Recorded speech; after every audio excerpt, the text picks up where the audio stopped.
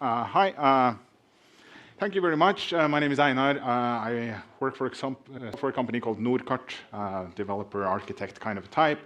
And I want to share with you an observation that I've made during my career, and I've talked with some of my friends and co-workers and stuff like that. And I want to discuss a pattern that I find to be pretty common. And to talk about it, in order to be able to talk about it, I had to invent this metaphor, which is the notion of tech debt, nomads, and slash and burn development. And this is what I'm going to talk about. So let's see if this one works. It's not.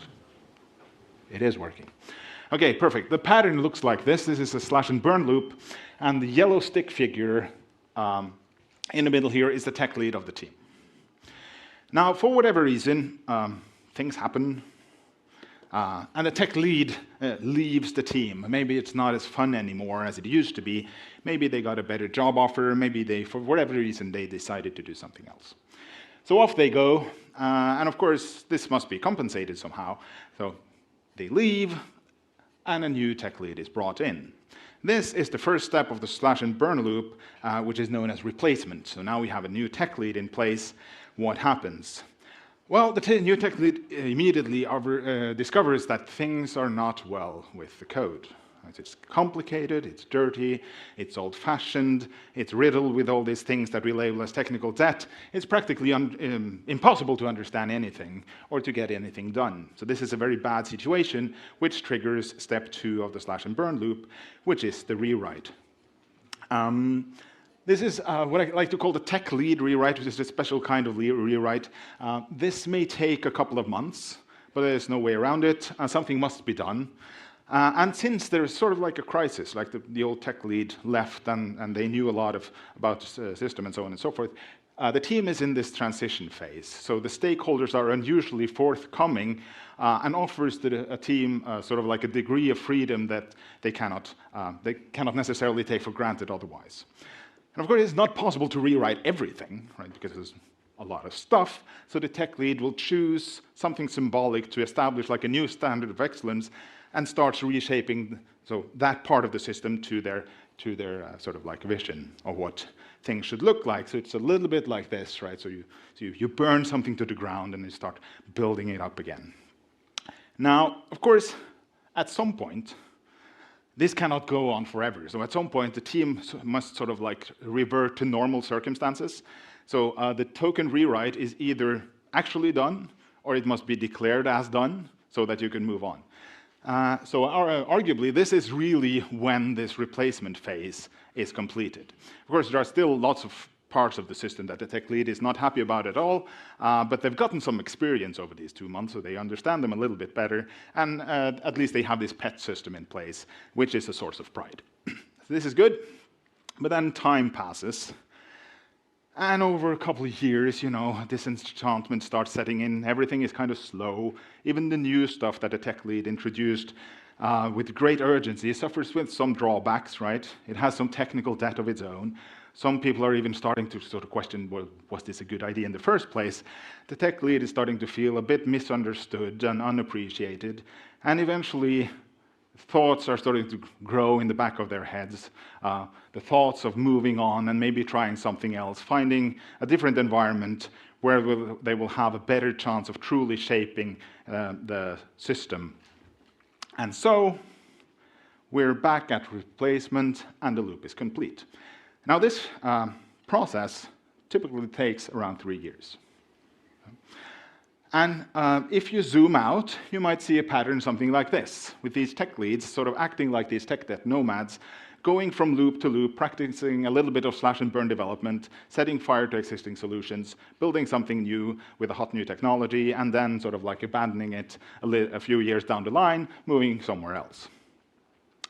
Now, you may wonder, is this pattern real? And if it is real, is it good or bad?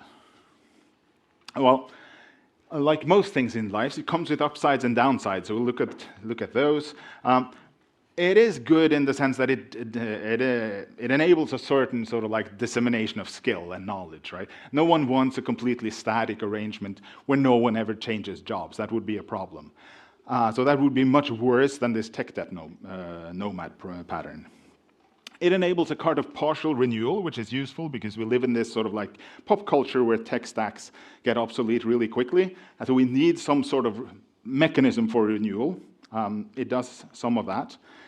And rewriting something is a way to take ownership. So you have this sort of like foreign code base to you, and then you sort of start working with it and replacing it. That gives you ownership to at least part of the system, which is good. Of course, there are downsides as well. The organization loses a lot of domain knowledge, system knowledge, and history whenever people leave. Right? And some of that knowledge will have to be rediscovered by new people, and some of it will just be forgotten and sort of like lost. It is also, of course, very wasteful.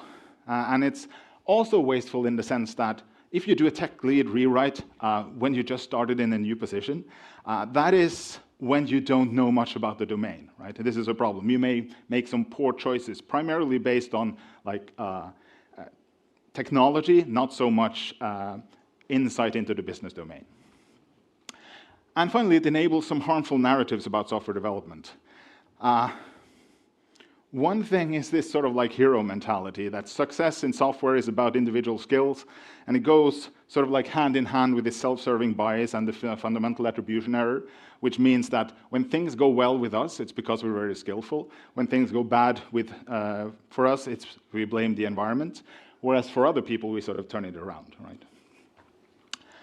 And also a bit of techno-solutionism. So we believe in the magic of new technology, that they will make everything disappear. Wherever it is that's ailing us, it can be solved if we switch programming language or change database technology, or change from one kind of cloud service into another, or maybe we split the monolith into microservices, or maybe we merge the microservices into a monolith again, or whatever is basically in the assess phase on ThoughtWorks, like TechRadar this year, right? So if you stick with these narratives, you risk being an expert beginner. You're just living, sort of like reliving the same 3 years of experience over and over and over, and you try the same thing harder and it's not really working, and it's a shame. So what causes this problem? It's complicated, I think, and complicated is what we say when it's really a systemic problem and there's more than one cause. But first is economic pressure, right?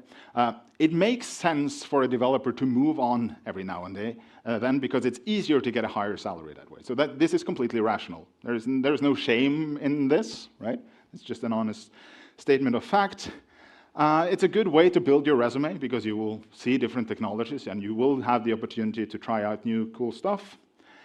There are also like broader cultural reasons, both in society and in the industry. I think we have a bit of a change fetish, right? We're taught that change is good and static is bad, even though when we zoom out, we see this sort of like static picture, right? So it's mostly, we're stuck in this loop of superficial change in a sense. So there is a tremendous urgency and pressure to produce, which gives rise to short-term focus, which is a big reason why we tend to go technically bankrupt, which is why we slow down and get disillusioned and think maybe it helps to move somewhere else. Then there are these psychological reasons that we sort of touched on. Being a tech debt nomad helps to avoid cognitive dissonance, because just when the consequences of your actions and your choices are starting to make themselves felt, you sort of move on, right? And so you can uphold this narrative that your technical and architectural choices were sound and that problems can be explained away by external factors. So we can preserve this sort of like heroic self-image. Now, what should we do about this? What should you do if you want to sort of shatter your heroic self-image? I don't think there is a universal solution to this, and the reason is that this slash and burn loop and tech debt nomads is a systemic feature of our industry. So what should we do then? And I know that some people say, well, why are you even talking about things if you don't have a solution, right?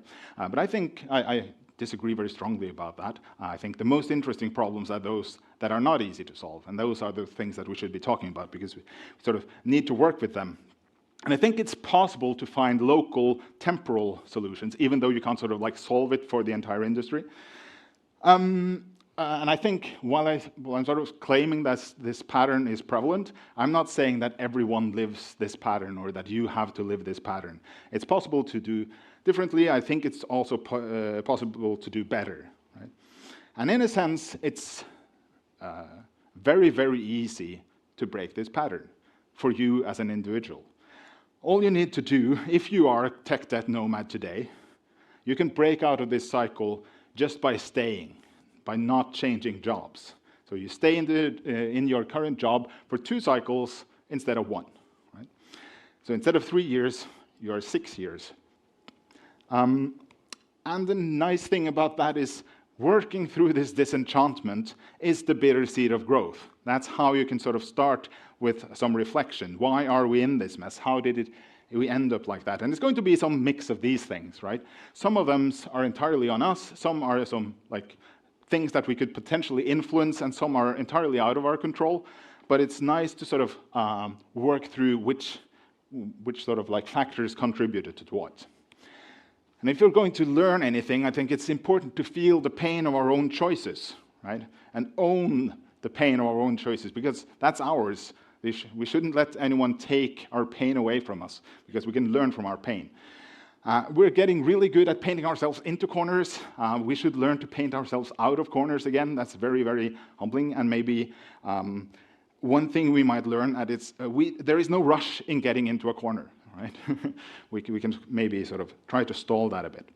And we can learn to not just set fire to things if they're not the way that we would like them to be. We could try to adopt more healthy narratives. And one healthy narrative, perhaps, is that there are no heroes in software development, but we do have agency, so we can influence things. We should think long-term, and a good way to think long-term is to stay long-term. We should work to be good custodians of the systems that we work on. And ultimately, these reflections may be the most important stuff that we bring with us if and when we do decide to change jobs at some point. Right? These lessons, what we learned from working more long-term. Or we can, of course, just bring this kind of stuff. Thank you.